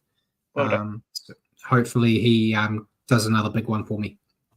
Last game. Bulldogs-Raiders. Bulldogs beating the Raiders 22-18. Very good last game it was too. 4 tries to 3 for the Doggies. We had doubles for Stephen Crichton and Josh Adokar. For the Raiders, Trey Mooney, Matt Timoko, and Jordan Rapana. Crazy crowd for the Doggies here. And they were rewarded with a big performance, unlike some other big crowds. Doggies made the most of a few opportunities they had, and despite the Raiders throwing plenty at them, they held their nerve and refused to let the game slip. Bulldogs are full of plenty of confidence right now and could be the surprise team to watch make waves in the finals. They just need to tighten that defense, which is already the second best defense in the comp, and give Burton a few more goal kicking sessions during the week. But yeah, very impressive. Your thoughts on the Doggies? Yeah, I thought very impressive too. They seem to be in full swing now and set to make an assault on finals footy. Their fans have all come back, and their star recruit and captain found another level this weekend. On top of what he'd already produced this year, which is he's been excellent all year. But all is looking rosy in Belmore. You just not been listening, right? I knew you were going to say at home, 2-8 away. At the moment that they're not in the top 4, they've not got home ground advantage. Ain't happening. Ain't happening. So if they make top 4, then look out. Yeah. So next week, Paul. Next week, when we're saying it's Warriors Bulldogs playing at Mount Smart, are you going to give us crap if we say the Bulldogs going to win? That's the exception. Is that the exception to this rule, or when it's us? No. The Warriors should win that game, right? That's a game they should win. The problem is there's been a whole bunch of games the Warriors should win, like last weekend against the Eagles, and the last time we played the Dogs. Those are games that they definitely, you should be backing them. I don't know. Your thoughts on the Raiders, mate? I thought the Raiders played their part in what was a cracking game. I thought the Raiders were good in this one and weren't far off beating the odds in a hostile environment. I actually thought they were decent, and they've been decent since Fogarty's come back. Yeah, definitely. Just like the Knights in the previous game, the Raiders gave their all. They played with plenty of passion, which I think helped in turn lead to a few lapses in discipline. They did make a few errors, but when they made more of the errors came when they were trying to make that comeback in the final stages. A hard game for them to lose, but they went down swinging, which our feelings on it might be a bit different to Simon's, but seeing them do what they did out there, you're disappointed, but you're not, it's not the end of the world. They really put their effort in. Paul said Joseph Tapani topped fantasy points with 76. Matt Burton led for the Bulldogs with 57. I think Jacko said something a bit earlier. Paul ran away, so I found it. I'll bring it up. Critter is the buy of the year. Spoilers. You went with Critter too, right? Yeah, it was just a real captain's knock, and I think he's just been inspirational all year for the doggies. Yeah, I'm trying to remember who I picked as my signing of the year in our predictions. I think I thought too much of myself and went RTS. I did But too, and yeah, hindsight, but hindsight's a wonderful thing. Crichton's definitely signing of the year. He's Yeah. been fantastic there. Yeah, another great game here, 2 tries. He's really grown as a leader at the club. We kind of we were scratching our heads when they announced he was going to be the captain, but What a great call it was.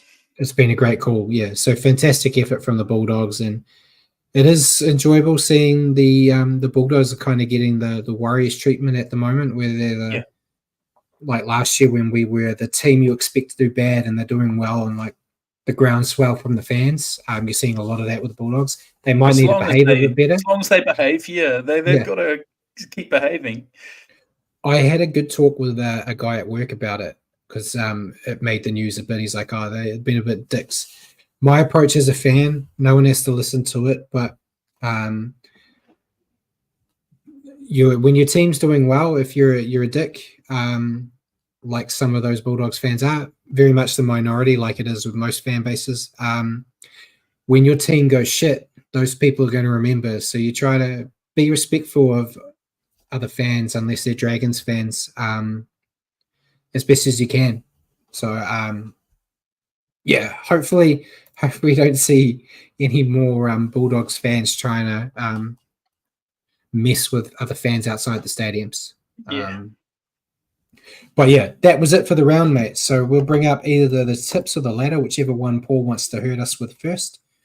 He'll hurt us with the tips. Oh, look at that. We have a new leader, Rocking Horse Road, who's kind of been quiet. I don't even know who they are, so I don't know if they're in the chat or not.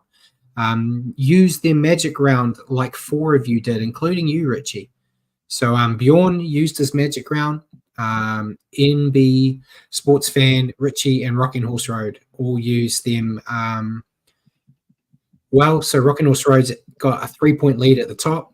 Simon's come down. Then you have moved up, you bastard. You've moved up to 3rd, taking over me. You are 2 points ahead of me, and you're only 3 points behind. Then NB Sports Fans 1 behind me, ACT Hellcat 1 behind them, and then Bjorn, you're 7th. So Rocking Horse Road, I think, is probably going to go all the way. They've still got another joker up his sleeve. He's got another joker up his sleeve. ACT Hellcat still has 2 jokers up his sleeve. So that's true. A lot of climbing to do for him. Yeah. Hopefully Andrew's not listening, so he forgets. And Bjorn said Brad's reign is coming to an end. Yeah, it'd be first year since the stand-up started that I've lost the tipping. We probably should get out of having everyone involved again, mate, and go back to just you and me. But I've still got hope. I've still got hope a perfect round's coming in my future. I'm beating you. I am, and I'm just going to pick whoever he picks. I'm going to pick whoever he picks for the rest of the year. Now, fight back. I don't need to fight back. I just need to copy his picks for the rest of the year, and I'm golden. Yeah, but do you know that if I'm going to pick what I say I'm picking, mate? You never know. That's the trouble. We can submit something different to what we say now. Yeah. So we'll bring up the ladder before we go into questions. Who had top 8 last week? I did. I think I did. All right, I'll take it. So Melbourne, despite their loss, are still 2 points ahead at the top. Penrith are 2nd. Roosters are 3rd. Cronulla are 4th. They're both tied on 30 points. Bulldogs are 5th, 2 points behind those two. So are the Cowboys on 28 and 6th. Then Manly at 27 points at 7th. And then the Dragons on 26 points in 8th. And the rest shape up like this. Dolphins have moved down to 9th. Canberra 10th. Gold Coast have moved up to 11th. Newcastle down to 12th. Warriors down to 13th. Broncos down to 14th. And the bottom 3 remains the same. Rabbitohs, Parramatta, and Tigers. And if you look at the form guide on this, in the top 8, you've got the Panthers 4-0. the Sharks are 2-2, the Dragons are 2-2. Everyone else is 3-1. So generally, none of the top 8 have got losing form recently. You look at the bottom 9, though. The only side with winning form is the Titans at 4-1. Yeah, and the only side with Titans are drawing, just climbing up. They're climbing. the only side with a drawing form of the Raiders with 2-2. Everyone else is losing form. So I think it's seeing much change in that top 8. The Titans, maybe Raiders, are the only ones showing anything at the moment as potentially changing things. Dolphins might have something to say this weekend. Yeah, it depends how the Dolphins go against us this week. Mathematically, it's Warriors up, have a chance by the mass. Out, like you said, though, I think Titans and Raiders, out of what's left out of those 5 teams, are the ones I think could have the biggest run. Knights potentially as well. I'm not as confident in the Dolphins or the Warriors out of that. Just because the Knights did it last year doesn't mean they're going to do it this year. Yeah. I'd put more money on the Titans making the 8 than those others at the moment with how they're going. But yeah, and like Jack said, at least we're not bottom 4. We'll have that till the day we die, hopefully, that will say we've never been wooden spoon. That's like our go-to, isn't it, Rich? It is until it isn't. So hopefully it stays that way for a while. Well, look, the Eels don't have another bye, but the Tigers do. So all the Tigers have to do is, actually, their points difference is so bad. They have to win 2 games, and the Eels don't win any. It would have been more interesting if the Warriors had beaten the Eels last week, so it would have been only 2 points separating the sides, because they do have to play each other. Yes, that's true. So that would have made it interesting, but the Warriors stuffed it up for everybody. So, they played each other on the last game of the season. So you really want the Tigers to get a win over either the Knights, the Rabbitohs, or the Manly Sea Eagles. And look, Souths, that's doable. Souths they could get potentially. I don't know. Knights, maybe. Less likely. I agree. But yeah, I think the wooden spoon's theirs. I think we're just doing pipe dreams now. A bit like what Jacko's saying with me and my calculator about the Warriors. Yeah. It's just about making that last game meaningful. Entertaining. Right? Yeah. It should be nice like us and just decide not to play in the last round. Put everyone out there in misery a week early. Yeah. So we'll go on to questions. I see you've got one saved up. Yeah, so beyond say not a league question, but what Olympics have you guys been watching, or have you been watching any Olympics? Oh, this is a long question. Are you big into it? No, I've watched little bits, but New Zealand, mate. Yeah. New Zealand, when it comes to the Olympics, we're only good at sports where you sit down. So I just don't get into it as much. But you're sitting down, so surely sitting down sports are your thing.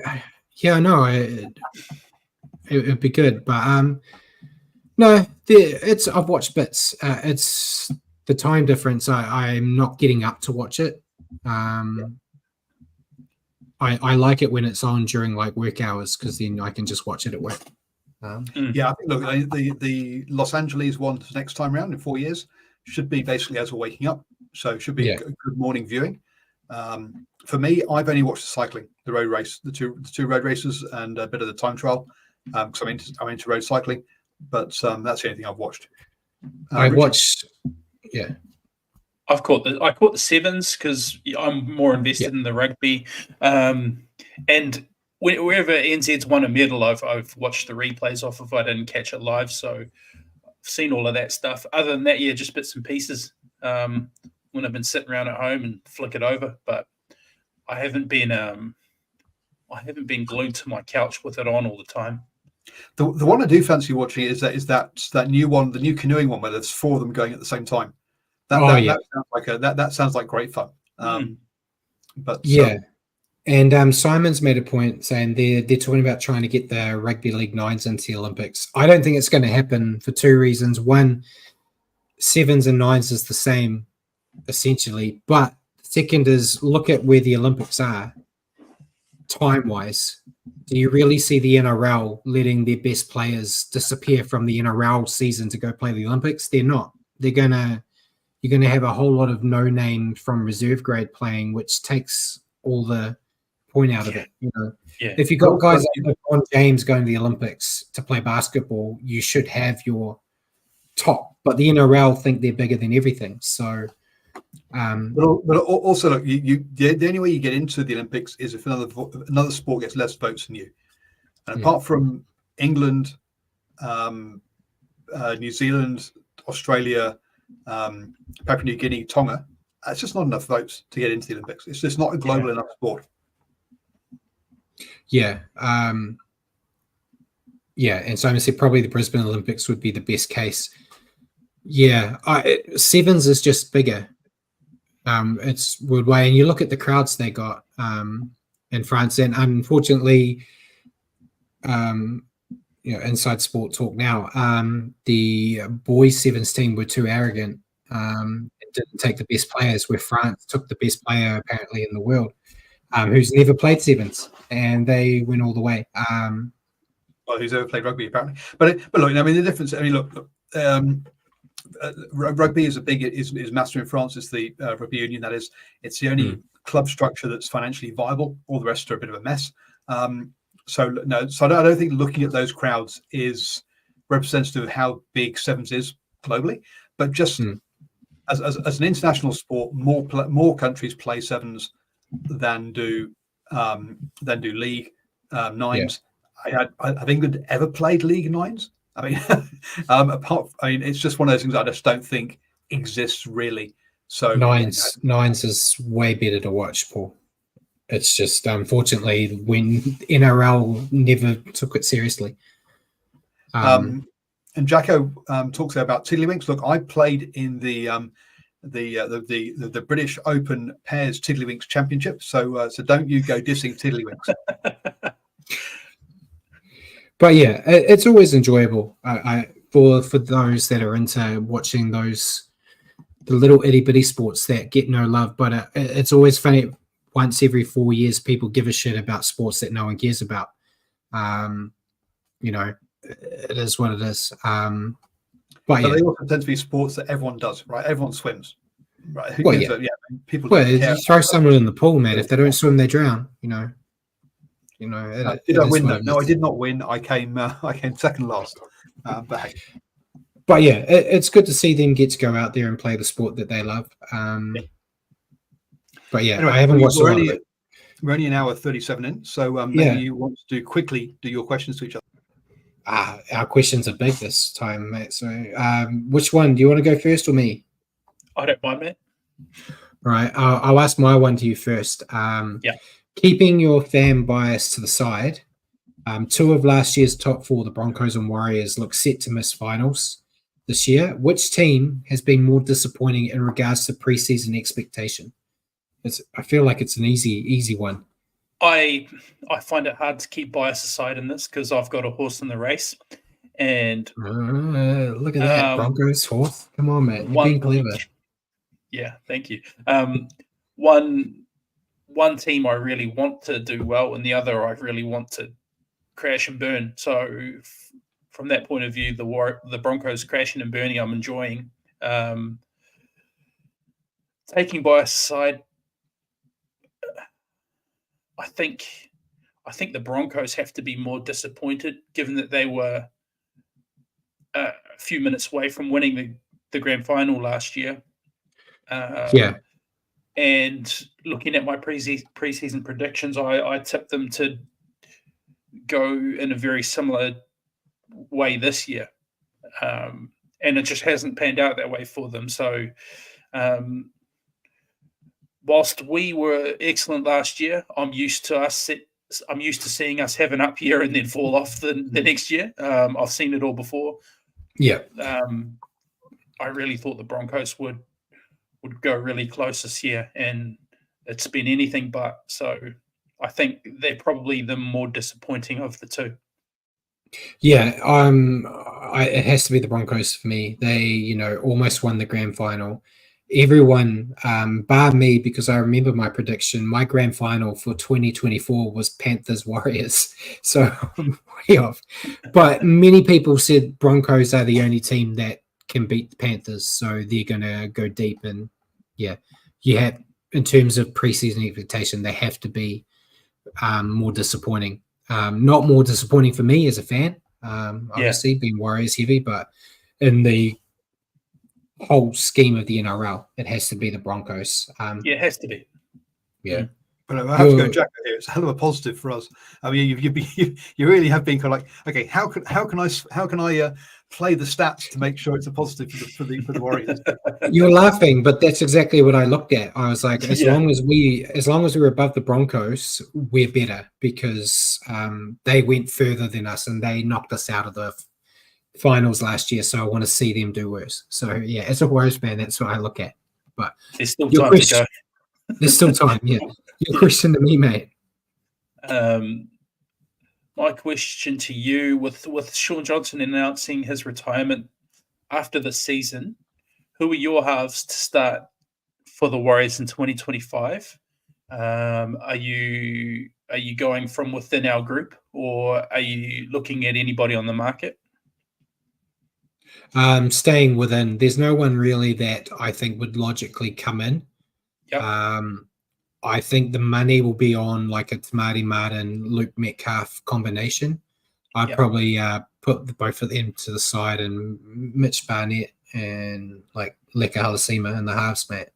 Slowly filter all these backs out of the team. But I personally, for me, Tamati would be the 7. I think he's the best 7 of who's left with Sean gone. Luke is the best 6, and I'd be having Chanel as my 14 if it was me. Me and Andrew Webster have had a lot of disagreements on who we would pick this season, so I'm not sure if that's what he would pick. But that's what makes sense to me. There's just no one. I know This Warriors Life, they had a podcast this week, and Keith, who was a guest on it, he's got his own podcast as well, which I don't remember the name of. I apologize, Keith, if you're watching. He also mentioned there is a lot of noise about Jackson Hastings not being wanted by the Knights, and he wouldn't say no to a guy like that to be a fill in the gap. I don't know if I'd go that way. I would stick with Tamati. And Jacko said Metcalf at 7 for me. I want to see Jacko. I want to see Metcalf actually lead as a 7 with a kicking game in there. At the moment, he's just been a run and gun 6, which works because he's been playing with Sean. So I think if he is going to do that transition and become like the lead halfback with the kicking game, I need to see more of his kicking game before I will give him the ball, so to speak. But yeah, Mitch Moses doesn't want to be at the Eels. Could the flat track bully come over the ditch, mate? Well, I think we'd probably be one of the last destinations on his list. But yeah. But yeah. What about you?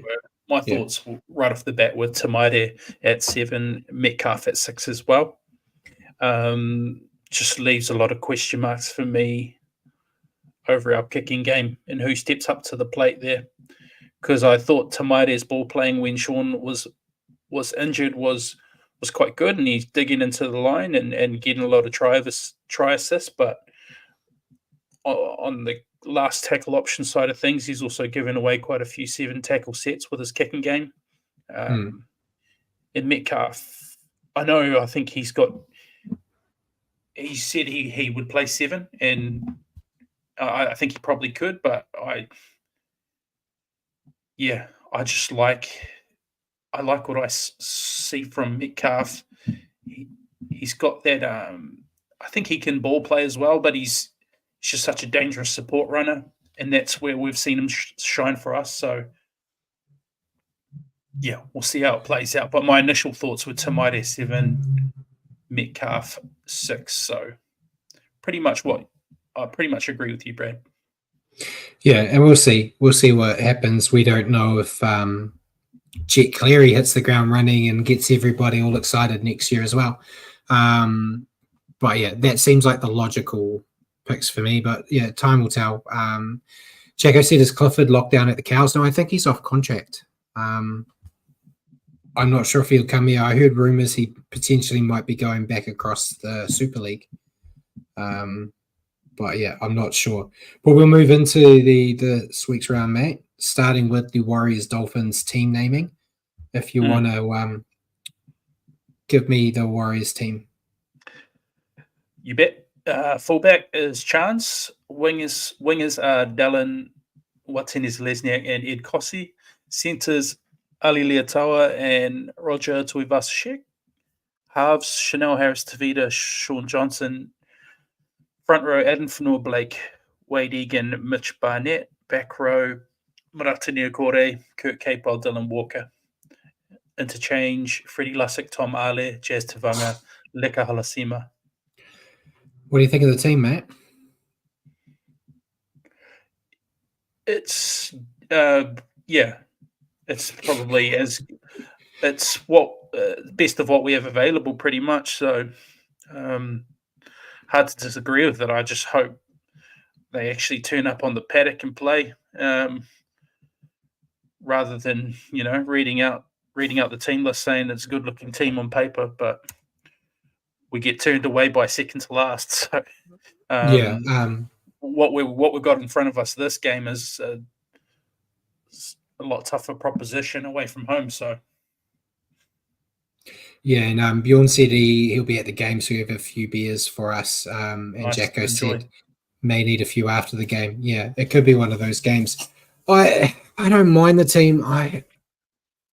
Moala Graham Telfer, I picked as my warrior to improve in the last game. Yeah, I felt sorry for him. He dropped a few balls. He dropped a few balls in there, but I would rather have him at centre with Roger on the wing than having Ed Kossi on the wing.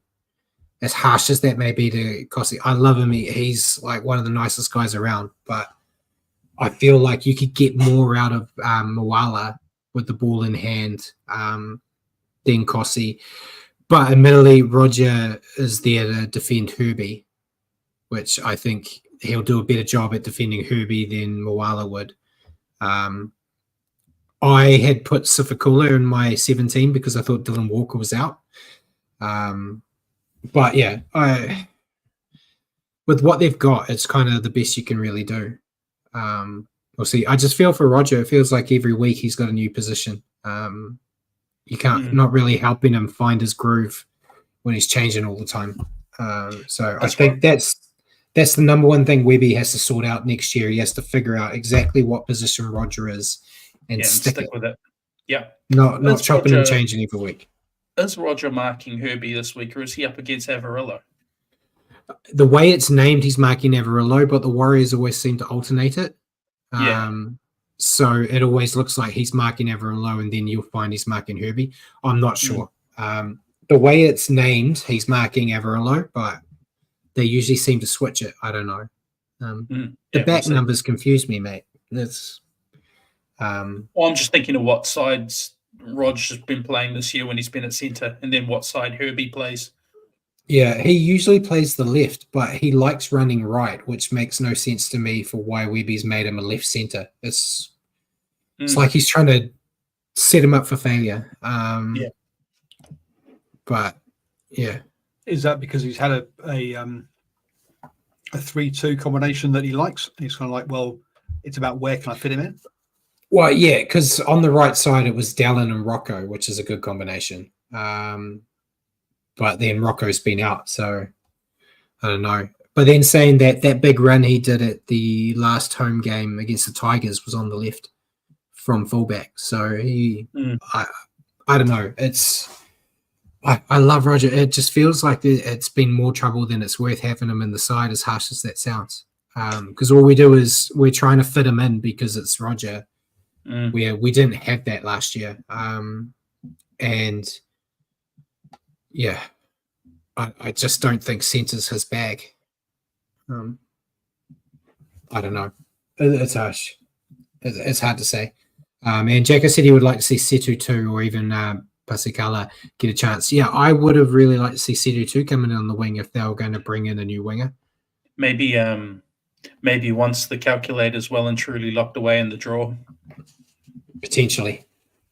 But yeah, we'll talk about the Dolphins now, eh? Not a bad looking side. We got the Hammer at fullback, Jermaine Osako and Jack Bostock on the wings, Jake Averillo and Herbie Farnworth in the centres, Cody Nikarima and Isaiah Katoa in the halves, Jesse Bromwich, Mac Plath and Tavita Pangai Jr. in the front row, Felice Kafusi and Connolly Lemueli, second row, and Kenneth Bromwich lock. Interchange, we've got Oren Keeley, Mark Nichols, Ray Stone, and Sean O'Sullivan. Pretty good squad there. I really want the Warriors to win, but I think the Dolphins, they don't want to send Wayne Bennett out going back to back, not making the finals. So they're going to win this one. So I'm going with the Dolphins. Yeah, it's a very good Dolphins team on paper. Yeah. They really, the only one they're missing is Jeremy Marshall-King, but Max Platt has been doing a really good job in the hooker jersey when Marshall-King's not been there. Yeah. I too have tipped the Dolphins. Unfortunately, I think they put us to bed and tuck in the sheets, and that's us done for the year, unfortunately. Yeah, I'm hoping Tavita Pangai Jr. has one of his old school games and just helps us out. Yeah, hopefully. Yeah, and Jago said we can get some dominance in the middle, but the Dolphins have speed to burn us. Yeah. But yeah, so Dolphins all round. So we'll go into the rest of the round starting tomorrow night. We've got Rabbit Storm. I've gone with Storm. Yeah, I think I've said it a few times this year. You don't normally see the Storm lose 2 in a row. No, they usually bounce back, and yeah, they're going to do it this weekend. Yeah, and then the first game on Friday, we've got Titans Sharks. I've gone Titans. Me too. Yeah. Yeah. That's just the form guide. That's the form guide talking. Paul loves himself some Sharks, but I think the Titans are the team to follow right now. The Titans are $1.52. The Sharks are $2.55. Even so, look, I'm pulling this one out the multi because the Titans aren't that great at home, and at 4-6. If anything, they're coward. Away. So I'm pulling this one out of the multi. Sorry, guys. Coward. Next game on Friday is Eels Panthers. I've gone with Panthers because why? Yeah. Because why would you not? Yeah. So Panthers are the shortest odds all weekend. So yeah. So Richie's going Panthers as well. Next. Yeah. Next we got Raiders Seagulls. I've gone with Seagulls. This one was tight. I don't know who. It was very tough. I went Manly as well. But I feel like I'll live to regret it. So do I. But I was looking at it going, Simon's probably going to go Raiders, so I want to go Seagulls and hopefully get past them. So it's strategic. Okay, if you do get strategic, then I'm pulling it out because they're 2-6 on the road. Are the Eagles? So no. Yeah. So haven't got a hope in hell. You're shitting on us and our tips, Paul. Have some faith in us. Where have we led you wrong? Past 5 years, you've given me no reason to say faith. Look, I've won heaps of money on multis during this show, so I don't know what you're talking about. So next game we've got Cowboys Broncos. I've gone Cowboys. Me too. Broncos are done. I think they're going to capitulate. I hope so. Next up, we got probably the most interesting game of the round: Dragons Bulldogs. I've gone Bulldogs. Yeah. Yeah. I know they don't play well. I knew that one would bother you, Paul. What? No, I'm tempted to put the Dragons in just because I'm pulling that one as well. I'm sorry, but the Bulldogs just don't travel. Bulldogs are on a run. They're going to top 4, baby. They'll travel this week. Yeah. The Dragons are 5-3 at home. The Bulldogs are 2-8 on the road. No. They're going to be 3-9 and then 4-10 the week after when they play at Mount Smart. You need it. It's coming. It's coming. The ship. They'll start riding the ship. And Simon says he can't remember who he picks in the Dragons Bulldogs game, which means he doesn't want to tell us. That's sneaky. Next on Sunday is Dragon. Dolphins, Warriors. We both picked the Dolphins. Then the last game is Knights, Tigers. I've picked the Knights. Yeah. Yes. Knights. Yeah. So I've cut a couple out because, geez, boys, there's no chance. It's give you some chance of winning. This will be the week. Brad and I have picked the same. We'll both get a get perfect wins. round. The perfect round, and we'll rub it in your face. So that's it for the NRL. Before we let everyone go, we're almost cracking 2 hours. My bad. We'll quickly go through Super League. So Hull KR and Wigan now sit at the top of the ladder on 30 points each. Warrington a third with 28 points, and Salford a fourth with 26. London scored a massive upset over Catalans. They beat the Catalan Dragons, but they still sit dead last, but they are now only 2 points behind Hull FC. And yeah, see, Simon said he picked the Dragons, he thinks, which means we're going to get above Simon when the Bulldogs win. So going through the round. Three. Castleford, Lee defeated Castleford 20-10. Wigan defeated Huddersfield 28-14. Hull KR defeated Warrington 20-4. St Helens put on a big show against Hull FC, beating them 46-6. Salford defeated Leeds 22-16. And London defeated Catalans, as we said, 12-10. And then, yeah, Simon has also mentioned Wigan and Lee had to play their game that was missing because they're a game behind everyone else. And Wigan beat Lee this morning 26-6. So it's going to push their lead higher because they had a game up their sleeve. So, yeah, that was this morning. The rest of the round is St. Helens versus Salford, Huddersfield versus Catalans, Hull KR versus Castleford, Leeds versus Wigan for their second game of the week, Lee versus Hull FC for their second game of the week, and London versus Warrington. And Simon also said the game was free to air on Super League Plus, and it might still be free. Yeah, I didn't watch it this morning. I just assumed that Wigan would win. I'm that arrogant type of fan when it comes to the Wigan Warriors. Anything else you want to add before we let everyone go? No, we might as well let everyone go, mate. It's been a long one. Before it hits 2 hours. So, ladies and gentlemen, thank you for joining us tonight on the Standoff with Brad and Richie here on New Zealand Sport Radio. For your weekly updates on Rugby League, tune into our show next week at 8 p.m. Here on Facebook or YouTube or at your convenience on iHeartRadio, Spotify. Just remember to search for New Zealand Sport Radio. Cheers again for joining me, Richie, and thank you, Paul, for all your help in the background. And good night, everyone.